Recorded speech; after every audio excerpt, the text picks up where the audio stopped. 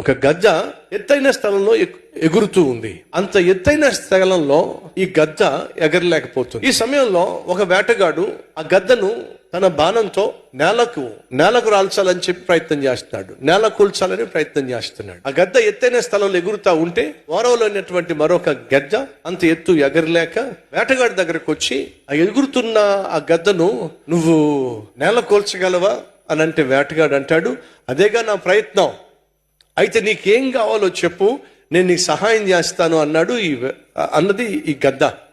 అప్పుడు వేటగాడు ఏమన్నాడంటే, నా బాణం దూసుకుపోవాలంటే దానికి 4 రెక్కలు కావాలి, ఈకలు కావాలి అని అంటే ఈ గద్ద ఏం చేసిందో తెలుసా? చక్కగా 2 రెక్కలు చాపి, ఆ 2 రెక్కల నిండా ఈకలు ఉన్నాయి, నీకు ఎన్ని కావాలని పీక్కో అని చెప్పింది. 4 ఈకలు పీకాడు, ఆ బాణానికి కట్టాడు, దాన్ని వేసే ప్రయత్నం చేశాడు, అది పైకి వెళ్ళా.